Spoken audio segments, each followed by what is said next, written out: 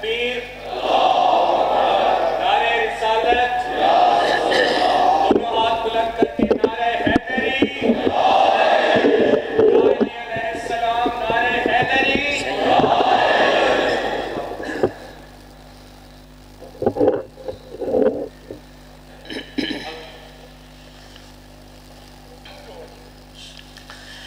تمام احباب سے التماس ہے شہداء ملت جعفریہ کی بلند درجات کے لیے صدر اسلام سے آج تک راہ محبت و ولایت میں جان دینے والوں کے لیے بالخصوص وہ مہربان آل رسول جو دنیا سے چلے گئے اور بعد میں ان کا کوئی فاتحہ پڑھنے والا نہیں رہا، انہیں یاد کرتے ہوئے اپنے اپنے مرحومین کو یاد کرتے ہوئے اور بالاخص علامہ سید عبدالستار شاہ صاحب مرحوم کا جو خانوادہ ہے ان کے مرحومین اور سید فرمان علی شاہ ان کے خانوادہ کے مرحومین، سید ہاشم شاہ ان کے خانوادہ کے مرحومین، ڈاکٹر طفیل شاہ یہ اور ان کے خانوادہ کے مرحوم، ان سب مرحومین کے لیے بھی اور ان کے خانوادہ کے مرحومین کے لیے بھی ایک مرتبہ سورہ فاتحہ اور 3 بار سورہ توحید کی تلاوت فرما۔ اعوذ باللہ من الشیطان الرجیم، بسم اللہ الرحمن الرحیم، الحمد للہ رب العالمین الرحمن الرحیم مالک یوم الدین، ایاک نعبد و ایاک نستعین، اہدنا الصراط المستقیم، صراط الذین انعمت علیہم غیر المغضوب علیہم ولا الضالین۔ بسم اللہ الرحمن الرحیم، قل هو اللہ احد اللہ الصمد لم یلد ولم یولد ولم یکن له کفوا احد۔ بسم اللہ الرحمن الرحیم، قل هو اللہ احد اللہ الصمد لم یلد ولم یولد ولم یکن له کفوا احد۔ بسم اللہ الرحمن الرحیم، قل هو اللہ احد اللہ الصمد لم یلد ولم یولد ولم یکن له کفوا احد۔ اللہم اغفر للمؤمنین والمؤمنات والمسلمین والمسلمات الاحیاء منہم والاموات، اللہم تابع بیننا وبینہم بالخیرات انک مجیب الدعوات انک علی کل شیء قدیر۔ اللہم صلی علی محمد وآل محمد، صلوات سارے حضرات۔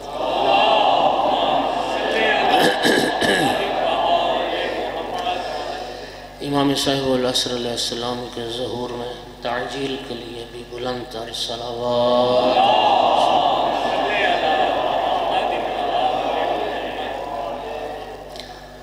اعوذ باللہ من الشیطان اللعین الرجیم، بسم اللہ الرحمن الرحیم، الحمد للہ رب العالمین والعاقبۃ للمتقین والجنة للمؤمنین والنار للمنافقین، الحمد للہ الذی جعلنا من المتمسکین بولایت علی بن ابی طالب واولاده المعصومین،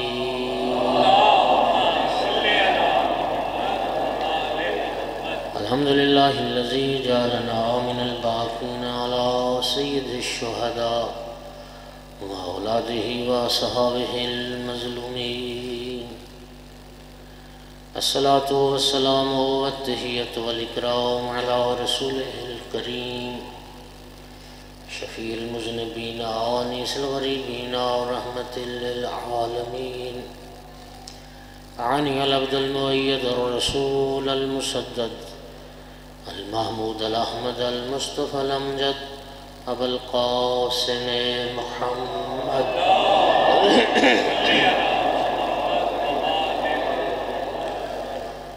ثم الصلاة والسلام والتحية والإكرام على آله الطيبين الطاهرين المعصومين المنتجبين المنتخبين المظلومين،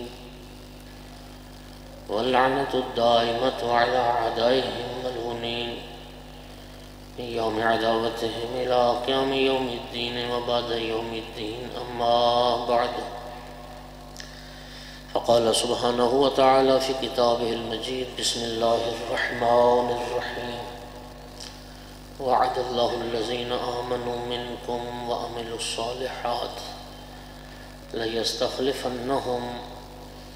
ليستخلفنهم في الأرض كما استخلف الذين من قبلهم وليمكنن لهم دينهم الذي ارتضى لهم وليبدلنهم من بعد خوفهم أمنا يعبدونني لا يشركون بي شيئا ومن كفر بعد ذلك فأولئك هم الفاسقون.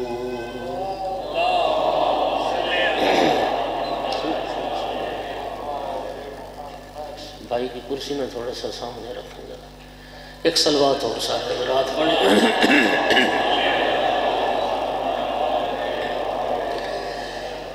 مومنین کرام، میں نے سورہ مبارکہ نور کی آیت نمبر 55 تلاوت کی ہے. ماشاءاللہ. ارشاد رب العزت ہے وعد اللہ الذین آمنوا منکم وعملوا الصالحات. اللہ تعالیٰ کا وعدہ ہے صاحبان ایمان سے اور صاحبان عمل صالح سے. ماشاءاللہ. ایکو نہیں چاہیے. اللہ کا وعدہ ہے صاحبان ایمان سے، صاحبان عمل صالح سے. کیا وعدہ ہے؟ لَيَسْتَخْلِفَنَّهُمْ فِي الْأَرْضِ كَمَا اسْتَخْلَفَ الَّذِينَ مِنْ قَبْلِهِمْ.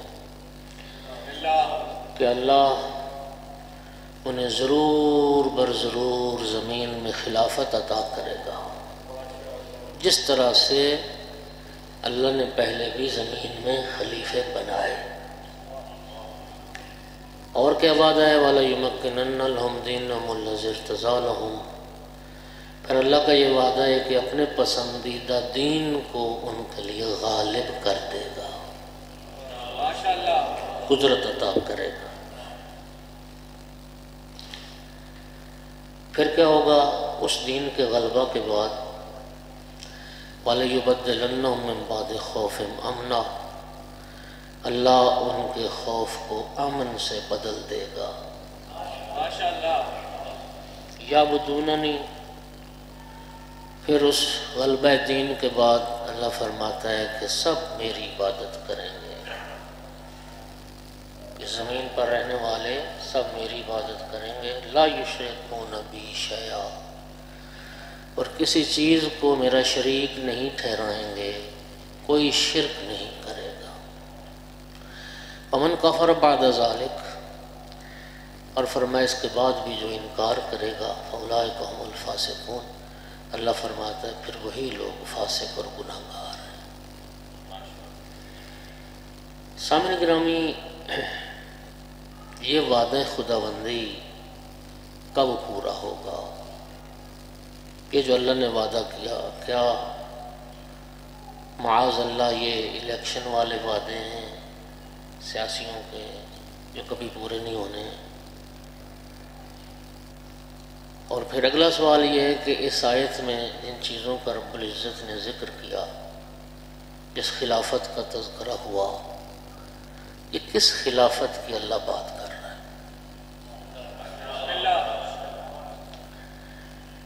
برادران کے علماء نے کوشش کی کہ اس خلافت کو خلافت راشدہ سے جوڑا جائے، لیکن قرآن پاک کی اس آیت کا ایک ایک لفظ بتا رہا ہے کہ اس آیت کا تعلق یا اس خلافت کا تعلق خلافت راشدہ سے نہیں ہے، یہ کسی اور خلافت کی بات ہے. امام سجاد علیہ السلام، امام محمد باقر علیہ السلام اور امام جعفر صادق علیہ السلام، ان تینوں ائمہ نے فرمایا کہ سورہ نور کی اس آیت میں جس خلافت کا تذکرہ ہے وہ امام مہدی عجل اللہ فرجہ شریف کی خلافت کا تذکرہ. اس خلافت کا خلافت راشدہ سے تعلق نہیں. پہلی بات وعد اللہ الذین آمنوا منکم وعملوا الصالحات. ایمان والوں سے رب کا وعدہ ہے اور عمل صالح کرنے والوں سے رب کا وعدہ ہے. لَيَسْتَخْلِفَنَّهُمْ کہ ضرور برضرور اللہ انہیں خلافت عطا کرے گا. معذرت کے ساتھ خلافت راشدہ میں ایک کے سوا سب لوگوں کے بنائے ہوئے اللہ کا بنائے ہوئے صرف ایک ہے۔ بسم اللہ۔ ایک بات۔ دوسری بات یہ کہ اللہ فرماتا ہے اس خلافت کے بعد وَلَيُمَكِّنَنَّ لَهُمْ دِينَهُمُ الَّذِي ارْتَضَىٰ لَهُمْ، اللہ اپنے پسندیدہ دین کو غالب کر دے گا۔ اب جذبات کی رو میں کوئی بہہ کے یہ دعویٰ کرے کہ خلافت راشدہ کے زمانے میں دین پھیلا ہوا تھا، سارے کرۂ ارض پر پھیلا ہوا تھا دین، آدھے کرۂ ارض پر بھی اسلام کی حکومت نہیں تھی۔ اللہ تعالیٰ اس خلافت کی بات کر رہا ہے جس خلافت کے بعد سارے کرۂ ارض پر اسلام غالب آ جائے۔ اچھا، ایک نقطے پہ آغا تشریف فرمائیں، وَلَيُمَكِّنَنَّ لَهُمْ دِينَهُمُ الَّذِي ارْتَضَىٰ لَهُمْ، اللہ اس دین کو غلبہ دے گا جس دین پر اللہ راضی ہوا۔ اللہ کس دین پر راضی ہوا اور کب راضی ہوا؟ اللہ دین اسلام پر راضی ہوا اور غدیر میں راضی ہوا۔ ماشاءاللہ۔ ایسے نہیں، ان الدین عند اللہ الاسلام، لیکن غدیر میں اعلان ولایت کے بعد رب نے فرمایا الیوم اکملت لکم دینکم واتممت علیکم نعمتی ورضیت لکم الاسلام۔ اس کا معنی ہوا کہ اللہ اس آیت میں فرما رہا ہے کہ جس دین میں علی ولی اللہ ہے، اللہ اس دین کو پورے کرۂ ارض پر غالب کر دے گا، جس دین پر اللہ راضی ہو۔ اور پھر اس خلافت میں اللہ فرماتا ہے دین کا غلبہ ہو جائے گا، لِيُظْهِرَهُ عَلَى الدِّينِ كُلِّهِ وَلَوْ كَرِهَ الْمُشْرِكُونَ۔ یہ امام زمانہ امام مہدی کی خلافت کے بعد دین غالب آئے گا۔ اور پھر اللہ تعالیٰ نے یہ فرمایا وَلَا يُبَدِّلَنَّهُم مِّن بَعْدِ خَوْفِهِمْ أَمْنًا، کہ اس خلافت میں تو پھر ڈر اور خوف جو ہے وہ ختم ہو جائے گا۔ جی ایمان سے بتائیے، خلافت راشدہ کے دور میں ڈر اور خوف اور ظلم اور زیادتی ختم ہو گئی تھی؟ آپ ٹھیک فرما رہے ہیں۔ مالک بن نویرہ صحابی رسول کو کس دور میں قتل کیا گیا؟ عبداللہ بن مسعود جلیل المرتبہ صحابی رسول کی پسلیے کس زمانے میں توڑی گئی؟ ابو ذر صحابی رسول جس کے لیے پیغمبر نے فرمایا آسمان کی چھت کے نیچے اور زمین کے فرش کے اوپر ابو ذر سے بڑا سچا کوئی نہیں، ابو ذر کو کس زمانے میں وطن سے نکالا گیا اور جلا وطن کیا گیا؟ اور بھائیو، جس زمانے میں خدا آل رسول کے لیے امن نہ رہ گیا ہو، باقی دنیا کے لیے کیا امن تھا؟ اور پھر اللہ تعالیٰ فرماتا ہے اس خلافت کے بعد یعبدوننی، ساری دنیا کے لوگ میری عبادت کریں گے، ولا یشرکون بی شیئا، اور شرک نہیں رہے گا۔ کیا خلافت راشدہ میں مشرک نہیں تھے کرۂ ارض پر؟ کیا اس وقت یہ یہودیت مسیحیت باطل ادیان نہیں تھے اس وقت؟ تو مومنین اس آیت کا ایک لفظ بتا رہا ہے کہ یہ آیت امام مہدی علیہ السلام کی خلافت کا تذکرہ کر رہی ہے۔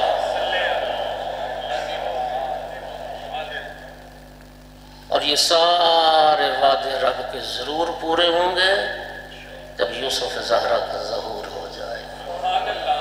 آقا کے ظہور میں تعجیل کے لیے بلند صلوات پڑھ دو۔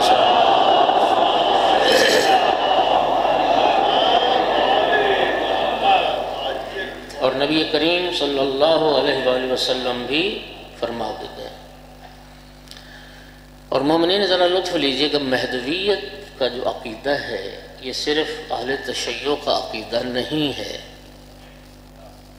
یہ سب مسلمانوں کا عقیدہ ہے، بلکہ اس سے آگے بڑھ کے کہوں پوری دنیا کے مظلوم و مقہور لوگوں کا عقیدہ ہے۔ دنیا کے ہر دین اور ہر مذہب اور ہر عقیدے میں ایک نجات دہندہ کا تصور پایا جاتا ہے یہودیت میں ہے، مسیحیت میں ہے، برہمنوں میں ہے، زردشتیوں میں ہے، ہندوؤں میں ہے کہ ایک نجات دہندہ ضرور آئے گا جو مظلوم بشریت کو ظالم کے پنجے سے نجات دلائے گا۔ فلاسفہ کا ایک اصول ہے، وہ کہتے ہیں کہ انسانی احساسات کی تکمیل کا اگر خارج میں کوئی ذریعہ نہ ہوتا تو وہ احساس انسان کے اندر پیدا ہی نہیں ہو سکتا تھا۔ مثال دیتا ہوں، بچے بھی سمجھیں ذرا۔ انسان پیاس محسوس کرتا ہے، اگر اللہ تعالیٰ نے پیاس بجھانے والی چیزیں پیدا نہ کی ہوتی انسان کبھی پیاس محسوس نہ کرتا۔ اگر پیاس محسوس کرتا ہے تو پیاس بجھانے والی چیزیں بھی اللہ نے پیدا کی۔ انسان بھوک محسوس کرتا ہے، اگر بھوک مٹانے والی چیزیں اللہ نے پیدا نہ کی ہوتی تو انسان کبھی بھوک محسوس نہ کرتا۔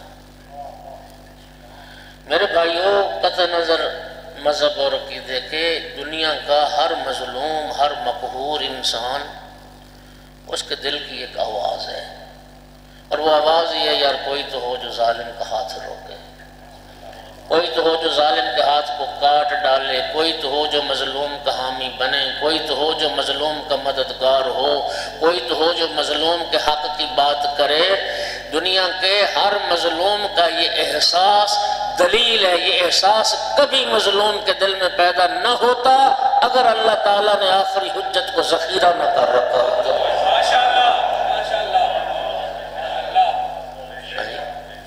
ہر مذہب والا اپنے اپنے عقیدے کے مطابق ایک نجات دہندہ کو یاد کر رہا ہے۔ ہمیں رسول اللہ نے بتایا کہ وہ جو نجات دہندہ ہے، المہدی من ولدی، اس کا نام مہدی ہے، وہ میری اولاد میں سے ہے۔ اسمہ اسمی و کنیتہ کنیتی و شمائلہ شمائلی، میرا بیٹا ہے، میرا ہم نام، میرا ہم کنیت، میری صفات خصوصیات، میرے شمائل کا مالک اور وارث۔ یملا اللہ بہ الارض قسطا وعدلا کما مولت ظلما وجورا، اللہ میرے بیٹے مہدی کے صدقے میں اس دنیا کو اس طرح عدل اور انصاف سے پر کر دے گا اس طرح ظلم و جور سے بھر چکی ہو۔ امام مہدی، اور آپ جانتے ہیں کہ سارے مسلمان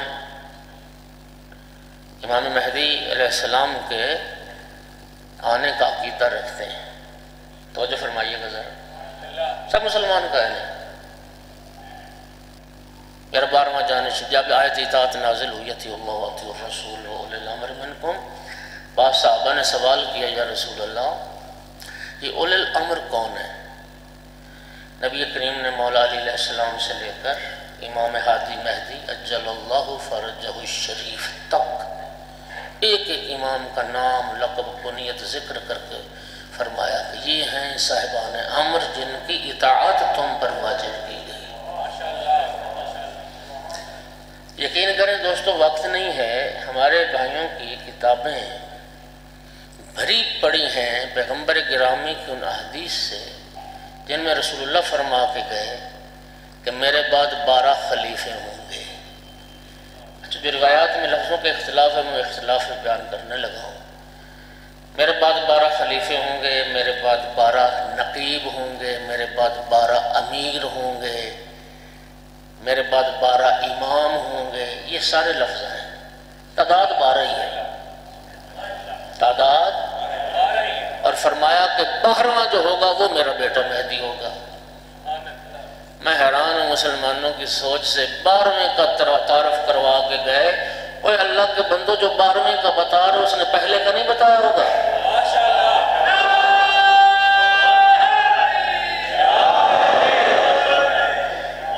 اوہ 12واں تو تب 12واں بنتا ہے کہ پہلے کوئی 11 اس سے گزرے ہوں۔ اس کا مطلب ہے کہ سرکار نے پہلے 11 بتائے ہوں گے پھر 12ویں کا بتایا ہوں۔ آپ مجھے ایمان سے بتائیں کہ کوئی عقل مند انسان یہ بات تسلیم کر سکتا ہے کہ 12ویں کا بتا کے 11ویں پہلے کا نہیں بتایا؟ میں امام زمانہ کی بارگاہ میں ایک جملہ عرض کرتا ہوں، آقا آپ اس لحاظ سے خوش نصیب ہیں کہ رسول اللہ نے آپ کے آنے کی صرف خبر دی، سارے مسلمانوں نے مان لیا۔ ہائے قسمت مولا علی کی، 1.25 لاکھ کے مجمع میں بازو بلند کر کے دکھایا تھا اور فرمایا تھا من کنت مولا فہذا علی مولا، اور اسی حدیث پیغمبر کو اختلافات کا شکار کر۔ بات سمجھیے، 12 بھائی 12۔ اچھا لطف لو، اگلی بات کرنے لگا ہوں لطیفہ ہے۔ لطیفہ سے مراد یہ نہیں ہوتا جو انسان ہے وہ تو کثیفے ہوتے ہیں، ایک لطیف بات کرنے لگا ہوں۔ یہ سب نے لکھا کہ نبی کریم نے فرمایا میرے 12 جانشین، 12 امیر ہوں گے مسلمانوں کے، 12 نقیب ہوں گے میرے بھی اتنے نقیب جتنے حضرت موسیٰ کے نقیب۔ 12 12 12 12 12 سب اہل سنت کی کتابوں میں 12، لیکن خدا کی قسم شیعو آپ کے علاوہ باقی جتنے مسلمان ہیں ان سے وہ 12 پورے ہی نہیں ہو رہے کہ وہ 12 ہے۔ یقین رضوان بھائی بیٹھے ہیں، اچھا اردو کا ایک محاورہ الباب دانش بیٹھے ہیں، لطف لینا۔ آپ کبھی نہ ان کتابوں کا مطالعہ کیجیے، میں مطالعہ کیا میں اس لیے بات کر رہا ہوں۔ آپ گوگل پہ چلے جائیں، آج کل کون سی مشکل ہے، پیغمبر کے 12 خلفاء کو ذرا سرچ کریں، یقین کریں لطیفہ ہے، 12 پورے نہیں ہو رہے۔ ہر کسی کی اپنی ایک رائے، ہر کسی کی اپنی ایک رائے۔ بعض نے تو 12 کی ترتیب وہی رکھی جو حکومت میں آتا گیا، اسی کو شامل کرتے گئے۔ 6 نمبر پر یزید بھی آ گیا، پھر مروان بھی آ گیا، پھر عبد الملک بن مروان بھی آ گیا، پھر آگے سارے آ گئے۔ وہ تو بات چلتی چلتی وہ کسی نے سارے اموی شامل کر دیے، پھر انہوں نے کہا یار یزید تو نہیں نہ ہو سکتا، نکال لو یزید کو، نکال دیا یزید کو۔ بعض نے لکھا، بعض نے یزید کو 6واں امام اور خلیفہ لکھا ہے، بعض نے کہا یار وہ فاسق و فاجر انسان، اس کو نکالو، اس کو نکالو، نہ اس کے باپ کو بھی نکالو، وہ بھی نکالا۔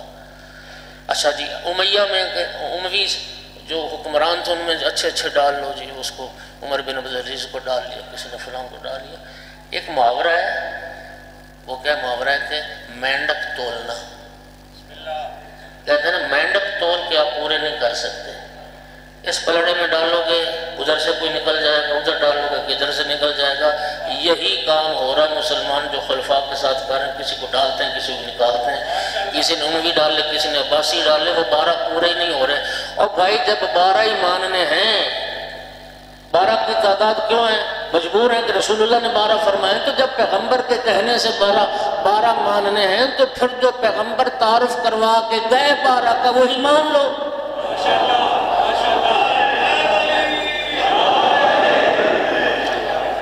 الحمدللہ ثم الحمدللہ، واحد قوم شیعہ ہمارے بچے سے بھی پوچھو کہ امام کتنے، کہے گا 12، پہلے سے لے کے آخری تک ایک ایک کا نام لقب کنیت ذکر کر کے بتائے گا، یہ ہیں وہ صاحبان امر، یہ ہیں وہ 12 خلیفہ رسول۔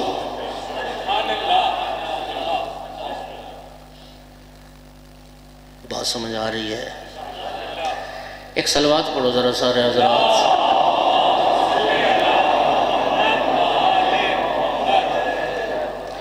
مزاج ہے نا، ماننے پہ آ گئے تو 12ویں کو مان لیا جس کی صرف خبر دی، اور نہ مانا تو اس کو بھی نہ مانا جس کا بازو بلند کر کے دکھایا رسول اللہ۔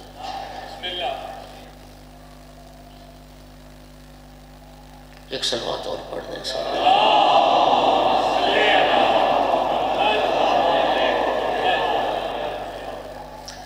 اچھا، مہدویت کے حوالے سے ایک جو اختلاف ہے وہ یہ ہے کہ آپ کہتے ہیں آقا کی ولادت ہو چکی 255 ہجری 15 شعبان، باقی مسلمان کہتے ہیں کہ نہیں ان کی ولادت ہونی ہے، پیدا ہوئے نہیں ابھی۔ اچھا آپ گھبرا تو نہیں نہ رہے؟ موضوعات بہت سارے تھے، کل چونکہ آقا کی ولادت کا دن گزرا ہے تو اس لیے میں نے مناسب سمجھا کہ امام صاحب العصر علیہ السلام کا تذکرہ کیا جائے۔ اللہ آپ کو جزائے خیر عطا فرمائے۔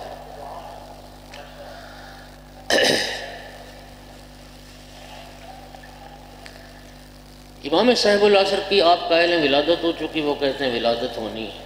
البتہ میں مطالعے کی ذمہ داری سے یہ بات کر رہا ہوں کہ اہل سنت علماء میں بھی کچھ علماء ایسے ہیں جو ہمارے ہم عقیدہ ہیں، جو امام صاحب العصر کی ولادت کے قائل ہیں۔ جنہوں نے ولادت کا انکار کیا ہے وہ پتہ کیوں کیا؟ جو کہتے ہیں امام مہدی ابھی ان کی ولادت نہیں ہوئی، اس انکار کی ایک وجہ وہی ہے جو معراج پیغمبر کے انکار کی وجہ ہے۔ مسلمانوں نے رسول اللہ کے معراج جسمانی کا انکار کیوں کیا ہے؟ اس لیے کہ اگر معراج کے قائل تھے تو ان پر پھر سوالات کی بچھاڑ ہو گئی، اعتراضات کی بچھاڑ ہو گئی، سوالات کے جواب تھے ہی نہیں، انہوں نے جان چھڑائی، یار سیدھا انکار کرو، جسم تو گیا ہی نہیں معراج پر، پیغمبر تو بستر پر تھے، وہ تو خواب دیکھا رسول اللہ نے، روح گئی تھی بدن تو گیا ہی نہیں۔ اعتراضات ہیں۔ پرانے زمانے کے فلسفے کے اصول تھے، وہ کہتے تھے کہ یہ اگر ایک جسم جائے، سائنسی سوالات تو آپ بہتر ماشاءاللہ پڑھے لکھے، میں تو اتنی سائنس نہیں جانتا، ہاں جی، کہ اتنی بلندی پہ چلے جاؤ تو آکسیجن پھر جا کے ختم ہو جائے گی، پھر مائنس سے پتہ نہیں کتنے وہ ہاں جی ہو جائے گا ٹمپریچر ختم، پھر خرق و التیام لازمات ہے، فلک پھٹے پھر جڑے، یہ لہذا ممکن ہی نہیں، وہاں تو زندگی کے آثار ہی نہیں ہے بھائی، لہذا کیسے ہو سکتا ہے کہ ایک بدن جائے اور وہاں سے پھر زندہ واپس ہے؟ لہذا انکار کرو، معراج جسمانی نہیں، معراج روحانی۔ بات سمجھ آ رہی؟ علامہ علی نقی نے بڑا خوبصورت جواب دیا اس کا۔ وہ فرماتے ہیں کہ تمہیں پریشان ہونے کی ضرورت کیا ہے؟ پریشانی تو تب ہو، یہ سوالات اعتراضات تو تب ہوں کہ اگر رسول اللہ نے فرمایا ہو کہ میں گیا معراج پر، پیغمبر نے تو نہیں فرمایا میں گیا، اللہ فرما رہا ہے میں لے گیا۔ وہ نبی ہوتے ہوئے نہیں گئے، خدا ہوتے ہوئے، علی کل شیء قدیر ہوتے ہوئے لے گیا۔ سبحان الذی اسریٰ بعبدہ، پاک و پاکیزہ وہ ذات جو اپنے عبد کو لے گئی۔ خدا کی قدرت میں شک ہے تو انکار کرو، تو خدا ہوتے ہوئے لے گئے۔ اور ویسے بتائیے عبد خالی روح کو کہتے ہیں عبد؟ بندہ جسم اور روح دونوں کے مرکب کو عبد کہتے ہیں۔ وہی معاملہ یہاں ہوا کہ اگر امام مہدی کی ولادت ہو چکی ہے 255 ہجری میں، تو 1200 سال سے زیادہ عرصہ ہو گیا، وہ کیسے زندہ ہیں؟ 1200 سال سے تم کیسے زندہ ہو؟ تم کیوں زندہ ہو؟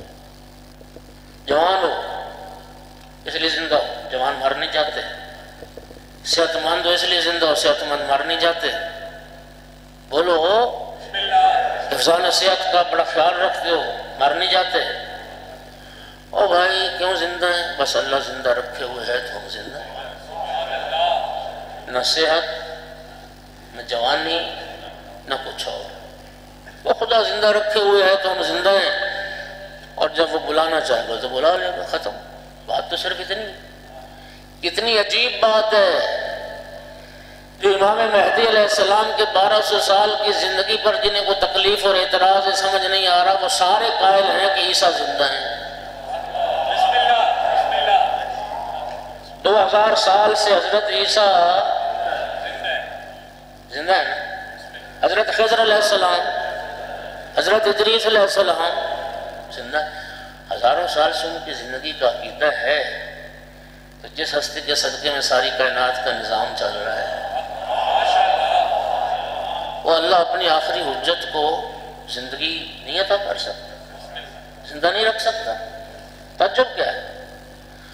اور مومنین کرام پھر سارے مسلمان اس بات کا عقیدہ رکھتے ہیں کہ امام صاحب العصر علیہ السلام جب آئیں گے ظہور فرمائیں گے۔ ظہور کہاں سے ہوگا آقا کا؟ کہاں سے؟ خانہ کعبہ سے۔ بولو نا یار، جذب کر رہے ہو؟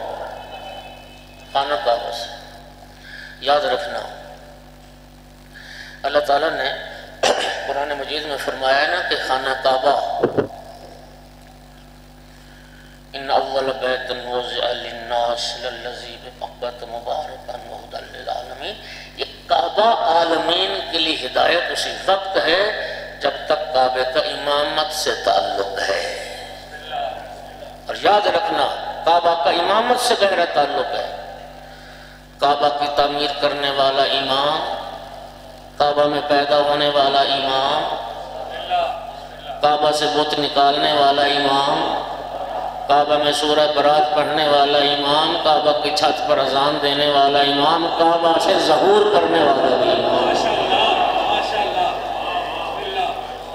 امام علیہ السلام ظہور فرمائیں گے اور سب نے لکھا کہ چرخ چہارم سے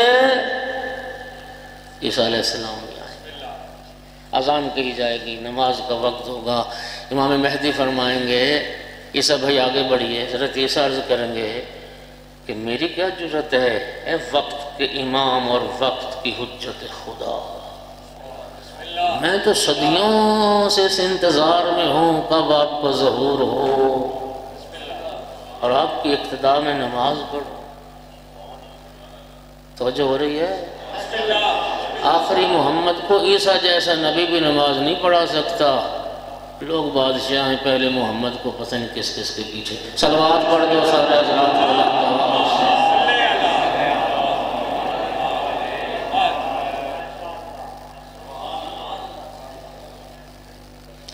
جو ماموم ہیں عیسیٰ علیہ السلام ماموم بنیں گے، امام زمانہ امام بنیں گے۔ وہ ایک بڑا پرانا مسدس ہے، چلو وہ سناتا ہوں آپ۔ جناب مریم اور جناب سیدہ کا ایک تقابل کسی شاعر کا ہے، مجھے نہیں پتا کون ہے شاعر۔ انہوں نے کہا تھا مریم کا پدر عمران ہے گر زہرا کا پدر محبوب خدا، مریم کا پدر عمران ہے گر زہرا کا پدر محبوب خدا، مریم کا معزز شوہر نہ تھا زہرا کو شرف حیدر کا ملا، تاریخ نے مریم کے احسان کا کب ہے ذکر کیا، سب مال خدیجہ کبریٰ نے اسلام پہ قربان کر ڈالا، زہرا کا پسر مہدی جب دنیا میں جلوہ گر ہوگا، زہرا کے پسر کے قدموں میں مریم کے پسر کا سر ہوگا۔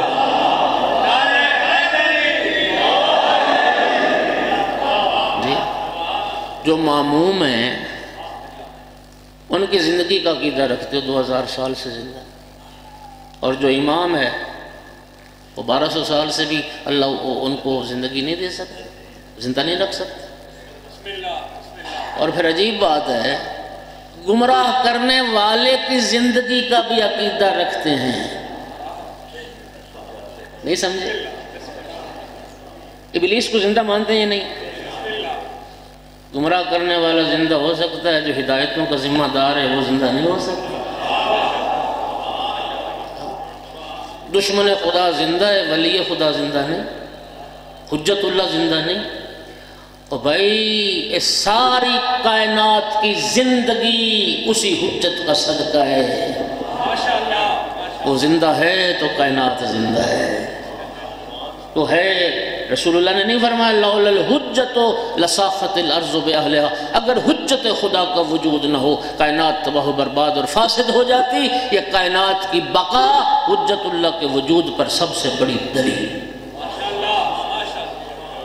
کائنات باقی ہے تو کوئی سبب بقا بھی ہے، کوئی سبب بقا بھی ہے۔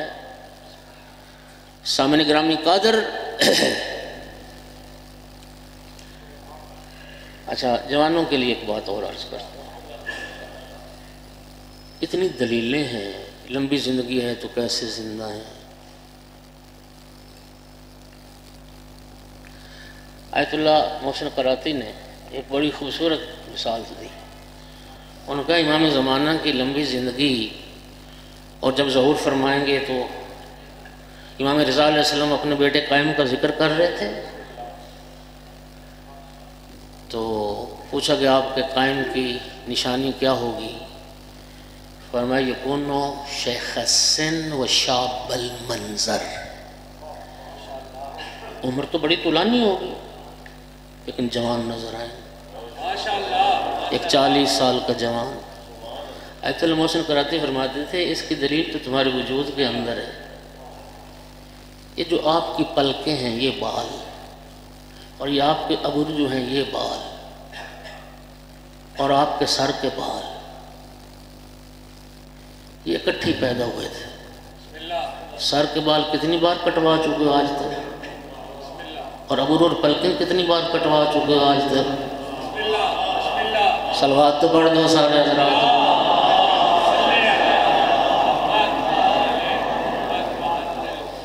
بات سمجھ آئی نہیں ہے؟ قرآن مجید میں قصہ موجود اور آپ سب نے سنا ہو، حضرت یونس علیہ السلام، مچھلی نے نکل لیا جناب یونس علیہ السلام، اور جب شکم ماہی میں پہنچے تو تسبیح خدا شروع کر دی، لا الہ الا انت سبحانک انی کنت من الظالمین۔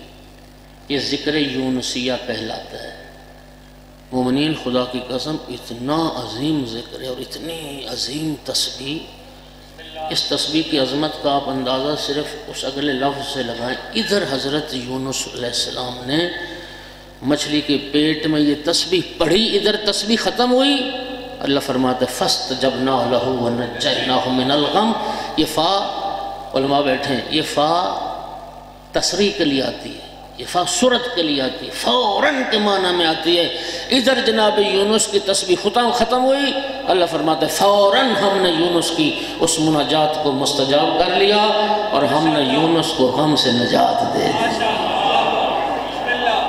وہ غموں سے نجات چاہتے ہو تو یہ تسبیح پڑھا کر، لا الہ الا انت سبحانک انی کنت من الظالمین۔ یہ واحد تسبیح جس کے بعد اللہ فرماتے فوراً ہم نے مستجاب کیا اور فوراً ہم نے یونس کو غم سے نجات عطا کر دی۔ اچھا، اس کے بعد ایک قرآن پاک میں 2 آیتیں ذرا سنیے تاکہ دیکھنا۔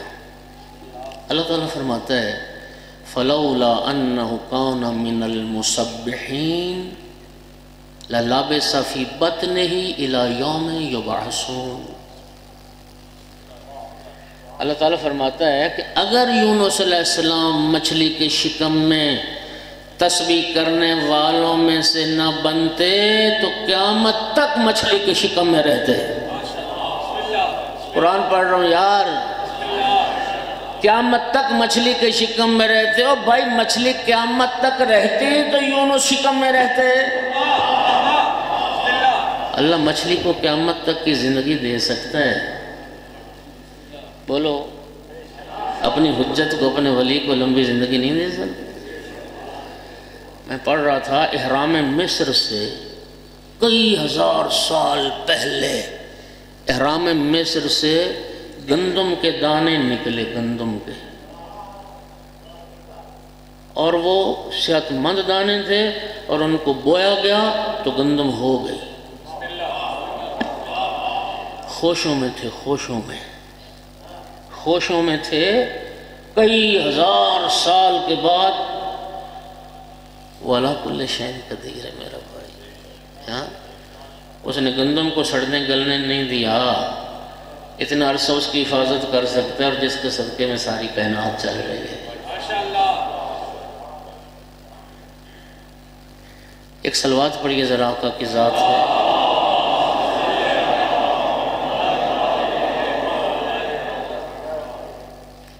یہ جو نیمہ شعبان کی شب تھی، 14 شعبان المعظم، جناب حکیمہ خاتون آل محمد کے گھرانے میں ایک بڑی باعزت و عظمت مستور ہیں۔ امام محمد تقی علیہ السلام کی بیٹی، امام علی نقی علیہ السلام کی ہمشیرہ، امام عسکری علیہ السلام کی پھوپھی، امام صاحب العصر علیہ السلام کی دادی۔ یہ عظمت ہے اس بی بی کی کہ امام عسکری علیہ السلام نے حجت خدا کی ولادت کے راز کے اہل جانا اپنی پھوپھی کو۔ 14واں روزہ، 14واں جو دن تھا شعبان کا، بی بی فرماتی ہیں جب غروب آفتاب کا وقت قریب ہوا نا تو میں اپنے گھر جانے لگی تو امام عسکری علیہ السلام نے، میرے بیٹے نے فرمایا پھوپھی اماں آج آپ میرے گھر میں قیام کریں۔ بیٹا کس لیے؟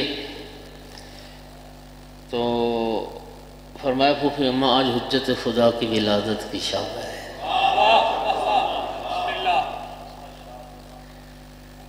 میں نے حیران ہو کے پوچھا بیٹا کس حرم سے؟ کہا نرجس خاتون کے بطن سے۔ بی بی حیران ہو کے کہتی ہے بیٹا میں تو نرجس میں کوئی بچے کی ولادت کے آثار نہیں پاتی۔ امام نے فرمایا پھوپھی اماں یہ سر من اسرار اللہ، یہ ایک الہی راز ہے، الہی راز۔ اچھا کئی لوگوں نے اسی روایت کی بنیاد پر ائمہ کی ولادت کا انکار کر دی، وہ پیدا ہوتے ہی نہیں، ولادت ہوتی ہی نہیں۔ او بھائی دیکھو بات سنو ذرا سمجھا کرو، تم عقل مند لوگ ہو۔ ان لوگوں کی وجہ سے نا تشیع زیر سوال چلا گیا، خدا کی قسم۔ اس کریم نے ایک نظام بنایا ہے، پہلے انسان شادی کرے گا پھر اولاد ہوگی، اور اولاد کا معاملہ بھی خدا نے اپنے ہاتھ میں رکھا۔ قرآن میں کیا فرماتا ہے؟ یَهَبُ لِمَن یَشَاءُ إِنَاثًا وَیَهَبُ لِمَن یَشَاءُ الذُّکُورَ، جسے چاہتا ہے بیٹیاں دے دیتا ہے، جسے چاہتا ہے بیٹے دیتا ہے، جسے چاہتا ہے بیٹیاں بیٹے دونوں دیتا ہے، جسے چاہتا ہے عقیم اور بانجھ بنا دیتا ہے، کچھ بھی نہیں دیتا، اس نے رکھا ہے۔ لیکن یہ نظام ایسا ہی ہے کہ پہلے شادی کرے گا انسان پھر اولاد ہوگی، لیکن اللہ تعالیٰ جو نظام کا خالق ہے وہ بس اوقات اپنے اس قانون کو توڑ کر اپنی قدرت کا اظہار کرتا ہے۔ وہ قادر بتاتا ہے کہ میں اس قانون کے تحت مجبور نہیں ہو گیا، قانون یہی ہے کہ انسان شادی کرے گا پھر اولاد ہوگی، لیکن وہ علی کل شیء کبھی قانون کو توڑ دیتا ہے، بغیر باپ کے بھی بیٹا پیدا کر دیتا ہے، اور کبھی چاہتا ہے تو بغیر ماں اور باپ کے بیٹا پیدا کر دیتا ہے۔ جو بغیر باپ کے پیدا کر سکتا ہے، جو بغیر ماں اور باپ کے پیدا کر سکتا ہے، وہ بچے کی ولادت کو مخفی نہیں کر سکتا۔ صلوات پڑھ دو صادق اللہ سے محمد۔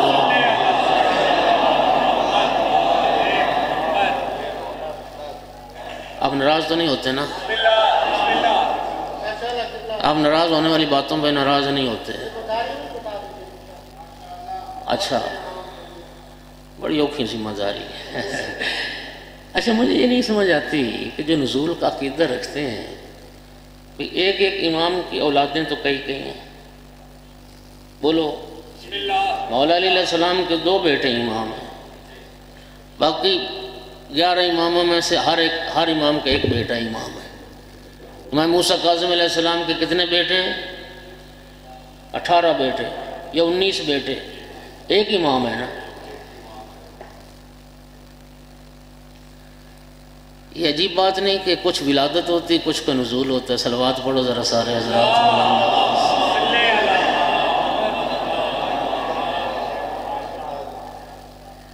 جو سادات بیٹھے ہیں بہت سارے، یہ پھر حادثہ کہاں سے ہوا کہ یہ پیدا ہونے کب سے شروع ہو گئے؟ صلوات پڑھو ذرا سارے حضرات۔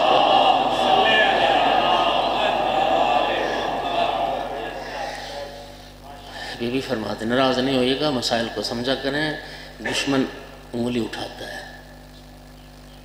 خدا کی قسم پاکیزہ ترین مذہب، پاکیزہ ترین تعلیمات، باقی ولادت کہنے میں اہانت نہیں ہے، یہ کہنے میں اہانت ہے کہ اگر کوئی بدبخت یہ سمجھتا ہے کہ ہماری طرح پیدا ہوتے ہیں، ہم نجس پیدا ہوتے ہیں، ان کی ولادت طیب و طاہر ہوتے ہیں۔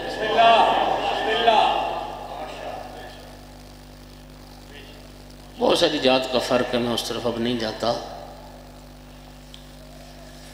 یہ بھی فرماتی ہیں کہ میں نرجس کی خدمت میں رہی ہے، نیمہ شعبان کی جو شب تھی، نماز تہجد کے لیے بیدار ہوئی، وہ بھی بیدار ہوئی، میں بھی بیدار ہوئی، تہجد بھی پڑھ لی، صبح صادق کا وقت قریب ہو گیا۔ جناب حکیمہ فرماتی میرے دل میں خیال پیدا ہوا کہ کہیں میرے بیٹے نے مذاق تو نہیں کیا میرے ساتھ۔ میرے دل میں یہ خیال آنا تھا، پس پردہ سے آواز آئی امام عسکری علیہ السلام کی، پھوپھی اماں شک نہ کریں، حجت خدا کی ولادت کا وقت قریب آ گیا۔ پھوپھی اماں آپ سورہ قدر کی تلاوت کریں۔ یہ بھی فرماتی میں نے سورہ قدر کی تلاوت شروع کی، ایک نور کا جالا تن گیا، میری آنکھوں کے سامنے وہ جب جالا ہٹا تو میں نے دیکھا ایک بچہ سر سجدہ خالق میں. صلوات پڑھ دو محمد و آل محمد.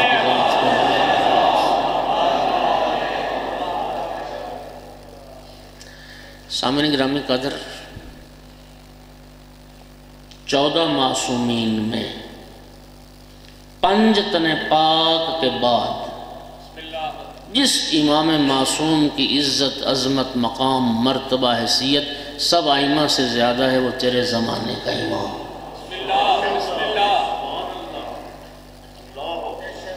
دلیل امام رضا علیہ السلام کے سامنے حضرت قائم کا ذکر ہوا. امام رضا علیہ السلام نے قائم کا نام سنا، نام کی تعظیم کے لیے کھڑے. سر پر جو امام رضا علیہ السلام نے ہاتھ رکھا. یہ کیا تھا؟ فعل الحکیم لا یخلو عن الحکمہ. یہ آج بھی آپ امام کے نام پہ جو کھڑے ہو جاتے ہیں، یہ غیبت کے زمانے میں آپ کو تمرین کروائی جا رہی ہے. جو قائم کے ذکر پہ کھڑے ہونا سیکھ لوگے، جب آقا کا ظہور ہو جائے گا تو پھر قیام میں دیر نہیں لگے گی.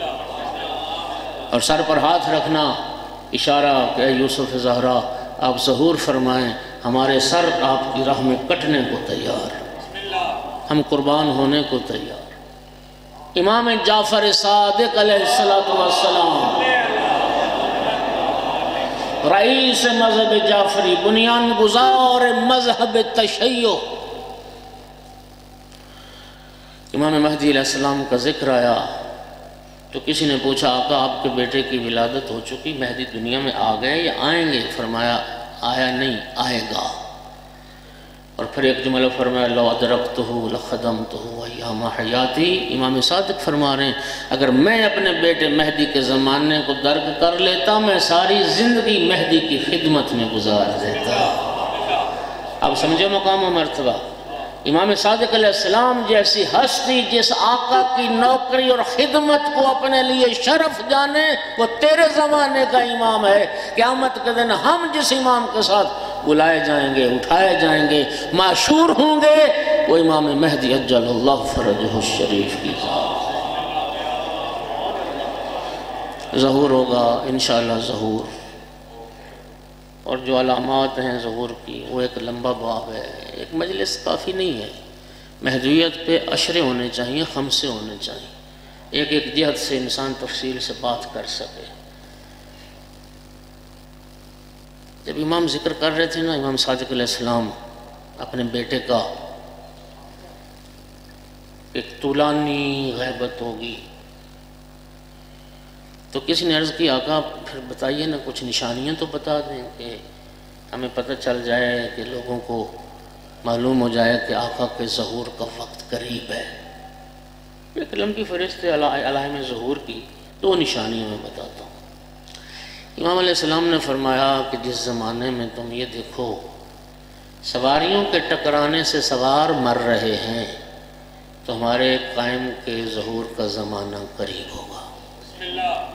اب اس زمانے میں اونٹ کی سواری، گھوڑے کی سواری، گدھا خچر، تو راوی کی سمجھ میں نہ آئی بات ہے. اگر یہ کیسے ہوگا کہ سواریاں ٹکرائیں گے اور سوار مر جائیں گے؟ آج بتائیے کون سی سواری ہے جو حادثات سے محفوظ ہے؟ ہوائی جہاز ٹکرا رہے ہیں، ٹرینیں ٹکرا رہی، اور روڈ حادثات تو روز کی بات ہے. یہ نشانی ہے کہ آقا کا ظہور قریب ہے. دوسری نشانی آقا نے فرمائی جس زمانے میں تم یہ دیکھو عورتوں نے لباس پہننا ہے اور بدن پھر بھی ننگا ہے، تو ہمارے قائم کے ظہور کا زمانہ قریب ہوگا. یہ بات بھی راوی کی سمجھ میں نہ آئی، یہ کیسے ہو سکتا ہے لباس بھی پہنو اور بدن پھر بھی ننگا ہو؟ اب بتاؤ ہے نا وہ لباس؟ بلکہ زیادہ تر وہی ہے. ایسے لباس ہیں اس لباس کو بدن نما لباس مثل ننگے کے یا ظہور کا قریب زمان.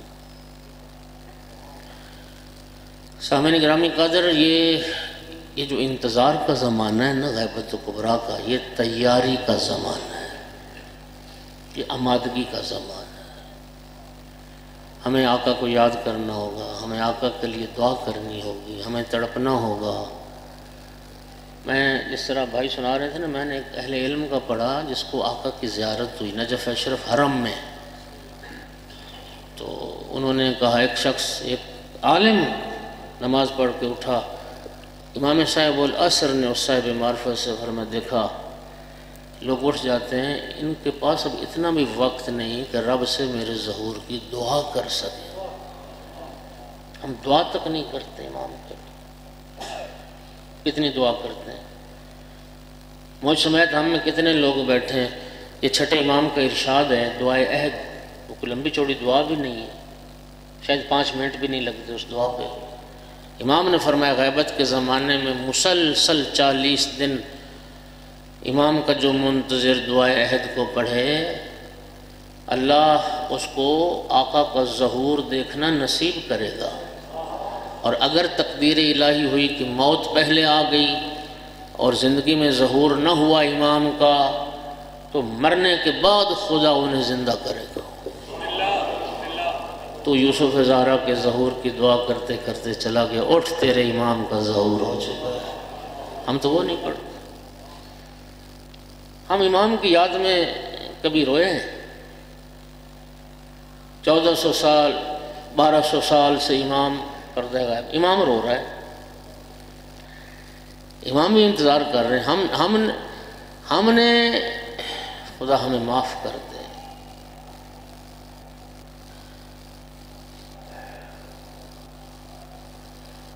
ایک اہل علم نے بات بڑی خوبصورت کی، لوگوں نے پرندے رکھے ہوتے ہیں نا گھروں میں، طوطے پالے ہوتے ہیں، کبوتر پالے ہوتے ہیں، تمہارا طوطا اڑ جائے نا پنجرے سے نکل جائے، سارا محلہ تلاش کرو گے تمہیں دکھ بھی ہوگا، تمہیں افسوس بھی ہوگا، تم ہر جگہ رابطہ بھی کرو گے، اڑوس پڑوس والوں کے دروازے بھی کھٹکھٹاؤ گے، میرا کبوتر تو نہیں آیا، میرا طوطا تو نہیں آیا، میرا پرندہ تو نہیں آیا۔ تو پرندے کے لیے ہم بے چین ہو جاتے ہیں، وقت کے امام کے لیے جو 1200 سال سے غائب۔ تمہارا چیک گم ہو جائے، کتنی تلاش کرو گے؟ ممکن ہے رات کو تمہیں نیند نہ آئے، تمہاری گاڑی چوری ہو جائے، تمہارا موبائل گم ہو جائے۔ مجھے یہ بتاؤ، تمہارا بیٹا ایک دن سکول سے گھر نہیں پہنچا، ایک دن تمہارا بیٹا روزانہ 2 بجے گھر آ جاتا ہے، گھر نہیں پہنچا، کیا کیفیت ہوگی خاندان والوں کی؟ سکول رابطے کرے گا، بچے کے دوستوں سے رابطہ کرے گا، ہاں جی سکول جائے گا، اور پورے خاندان والے پریشان ہوں گے، ہر فرد ننھیال ددھیال سب ماموں چچا سب تلاش میں لگ گئے، بچہ گھر نہیں آیا، رات گزر گئی۔ میں دعوے سے کہہ سکتا ہوں ایک رات نہ آئے گھر تمہارا بیٹا، نہ ماں کھانا کھائے گی نہ باپ کھانا کھائے گا، نیند نہیں آئے گی، ہوش کھو بیٹھے، حواس کھو بیٹھے، ہسپتالوں میں چیک کریں گے، تھانوں میں رپورٹ کروائیں گے، تمام سوشل میڈیا کے ذرائع استعمال کریں گے، صرف ایک دن بیٹا گھر نہیں آیا، اور وقت بڑھتا جائے گا تو خاندان رونا دھونا شروع کر دے گا۔ ایمان سے بتائیں، میں آپ اتنا بے چین ایک دن بیٹے کے نہ آنے سے ہوتے ہیں، اتنا کبھی امام زمانہ کے لیے بھی ہمارا دل تڑپا ہے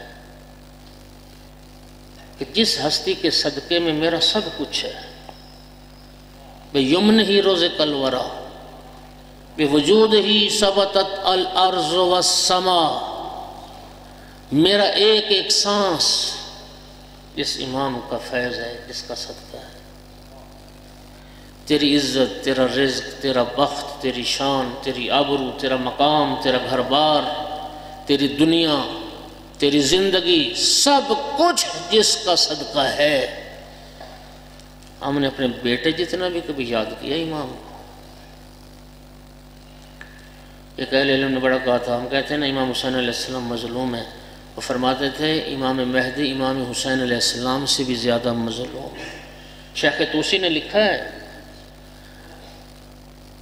شیخ توسی نے لکھا ہے وجود امامت وجود امام لطف ہے، وجودہ لطف، یہ لطف الہی ہے امام، وغیبتہ منا، لیکن امام کی غیبت وہ ہماری وجہ سے، ہم تیار ہی نہیں،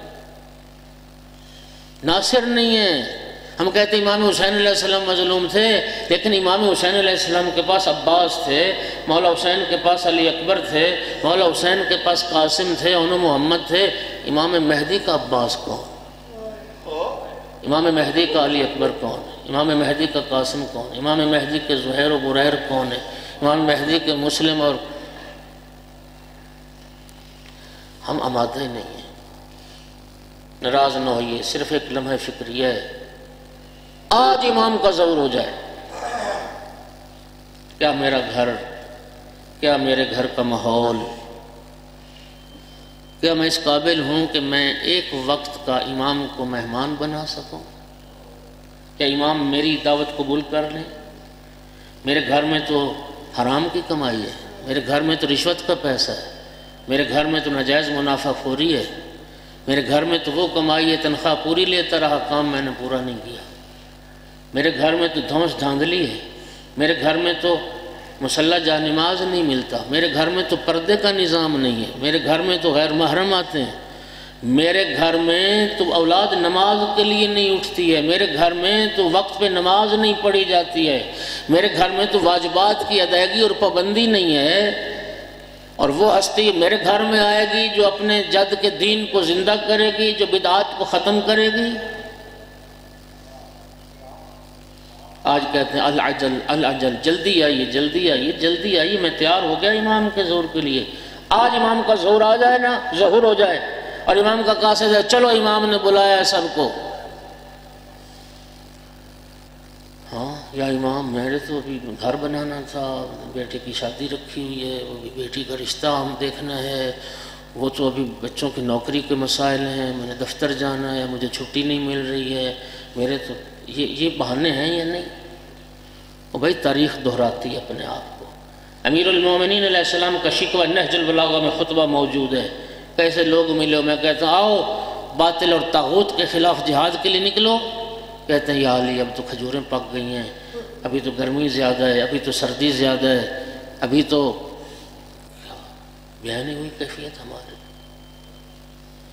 ہم ائمہ کو جو پکارتے ہیں، ناراض نہ ہونا، ہماری جیب گرم رہے، میرے کام ٹھیک رہیں، میرے معاملات درست رہیں، تو پھر میرا بڑا عقیدہ ہے مولا میری مدد کرتے ہیں۔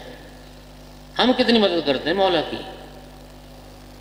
یا علی مدد تمہاری پہچان بن گئی ہے، لیکن نہج البلاغہ میں مولا میر کا وہ خطبہ کدھر کرو گے؟ اعینونی بورع واجتہاد، مولا علی فرماتے ہیں تم میری بھی مدد کرو تقوی کے ذریعے، عبادت میں کوشش کے ذریعے۔ وہ مدد کس نے کرنی جو مولا علی مانگ رہے ہیں آپ سے؟ امام زمانہ کا جو ساتھی ہوگا وہ فاسق و فاجر ہوگا۔ ڈھول لے کے تم بارگاہوں میں آ گئے، دھمالیں اور ناچ گانا تمہارے بارگاہوں میں شروع ہو گیا، مسجدیں ویران ہو گئیں، اور امام کو پکار رہے ہو۔ کس لیے امام آئے گا؟ بدعات کو ختم کرنے کے لیے، اپنے جد کی سنت کے احیاء کے لیے۔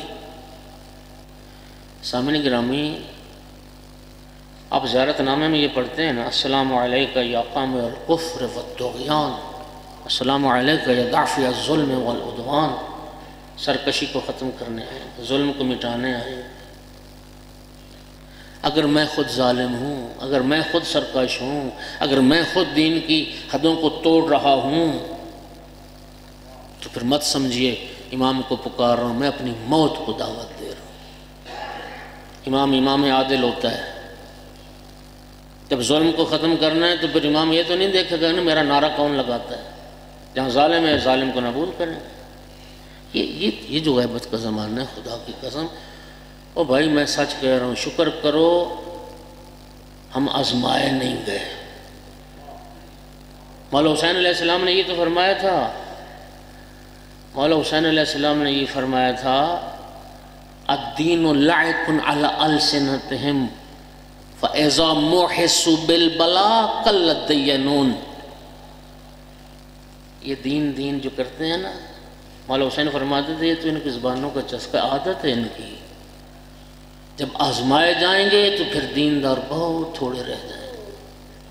کتنے لوگ آئے مدینہ سے اور کتنے لوگ نکلے کوفہ سے۔ امام نے معجزے سے کائنات کو مسخر کرنا ہوتا تو پھر 1200 سال سے پردہ غیب میں کیوں بیٹھا ہے؟ معجزات سے کام نہیں ہونا، امام کا ظہور ہونا ہے، امام کا ساتھ، امام کو ساتھی چاہیے، امام کو یار و یاور چاہیے، جو جان قربان کرنے والے، چوری کھانے والے میاں میٹھو نہیں، جان قربان کرنے والے۔ نہ اولاد مانے ہو سکے، نہ بیوی مانے ہو سکے، نہ بچے مانے ہو سکے، نہ کاروبار مانے ہو سکے۔ خدا ہمیں اس قابل بنا دے۔ ایک صلوات پڑھ دو سارے۔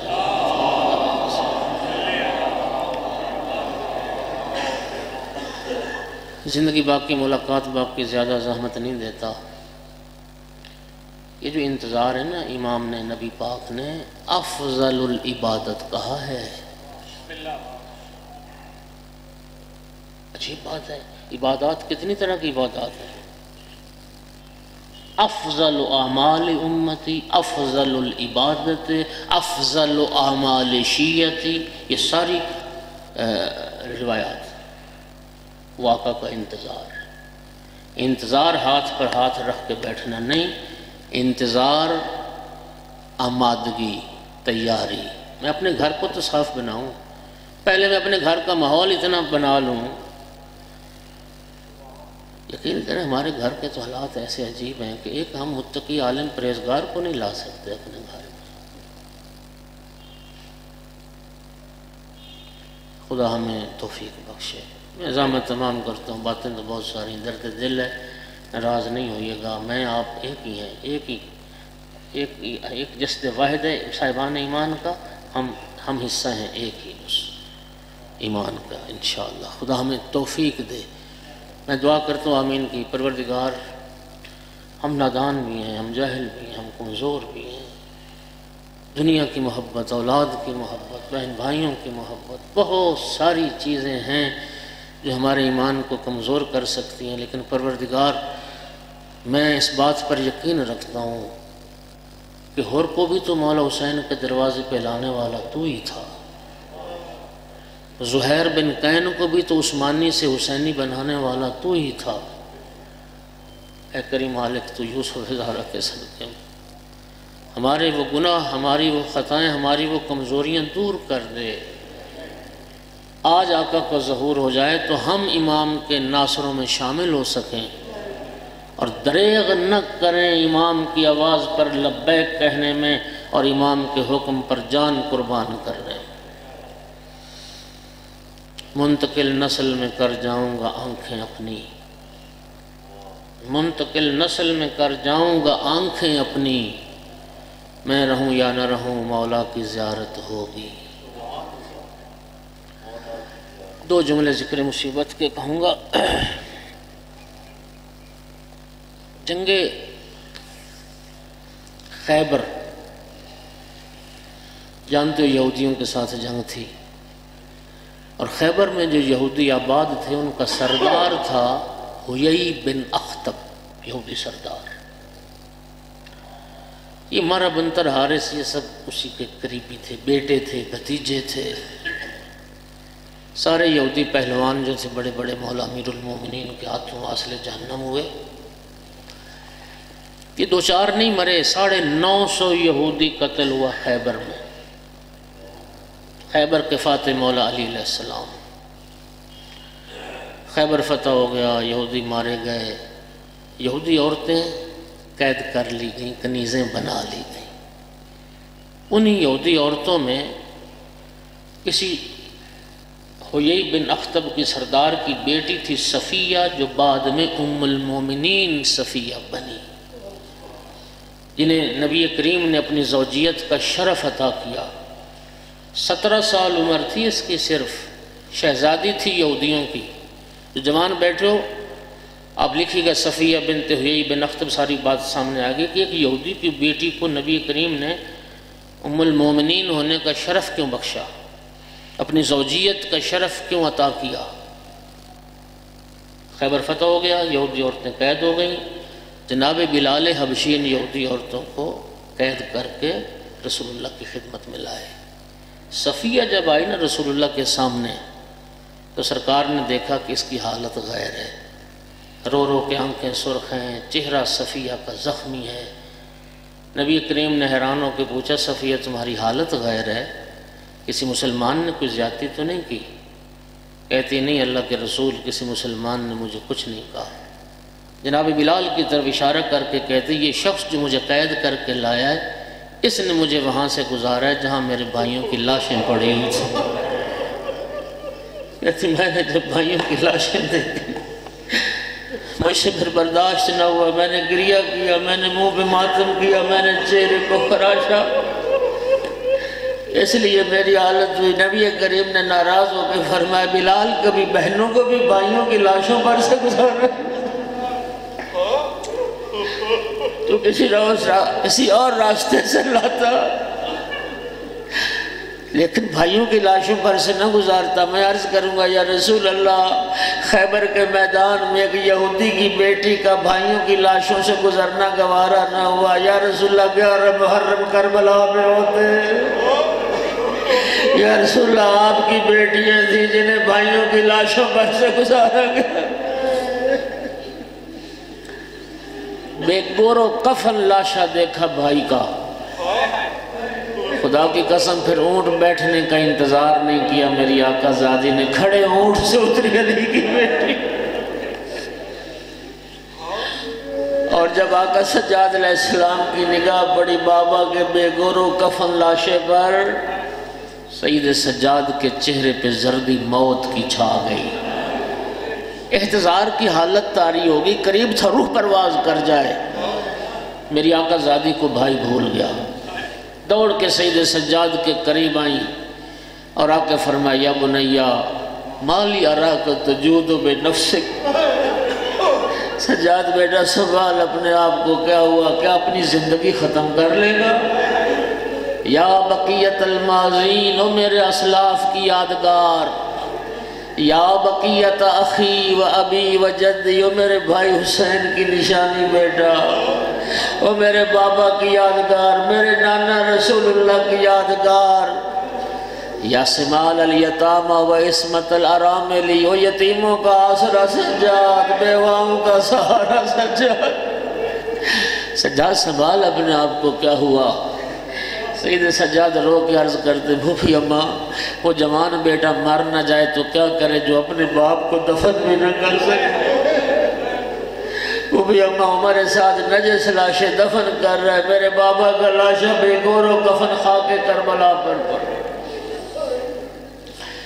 سید سجاد کو سنبھالا، سجاد بیٹا دل چھوٹا نہ کر، میں نے اپنے بابا سے اور نانا سے کربلا کے سارے حالات سن رکھے، میں نے نانا سے سن رکھا، اللہ نے ایک قوم سے وعدہ لیا ہے جو قوم ہمارے شہیدوں کو دفن کرے گی، اور میں نے نانا سے یہ بھی سنا بابا تمہارے بابا کی قبر بنے گی، پھر تمہارے بابا کی قبر پر علم نصب ہوگا، اور پھر ایک وقت آئے گا پوری دنیا کے مومن آئیں گے تیرے بابا کی قبر کی زیارت کریں۔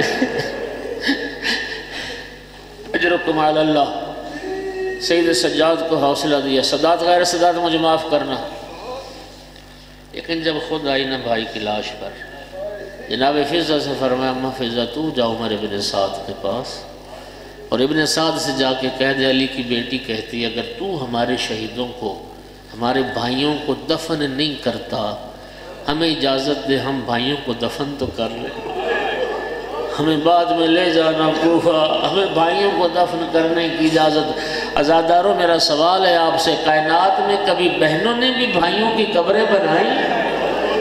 اتنی مجبور ہوگی علی کی بیٹی کربلا میں بھائیوں کو دفن کرنے کی اجازت مانگ رہی تھی، عزاداروں جناب فضہ پیغام لے کے گئی، ابن سعد علی کی بیٹی کہتی ہے اگر تو ہمارے بھائیوں کو دفن نہیں کرتا ہمیں اجازت دے ہم بھائیوں کو دفن تو کر لیں۔ عزاداروں سن پاؤ کہ معاف کر دینا مجھے۔ ابن سعد ملعون کہتا ہے فضہ جا اپنی آقا زادی سے کہہ دے لاشیں تو مسلمانوں کے دفن کی اجازت۔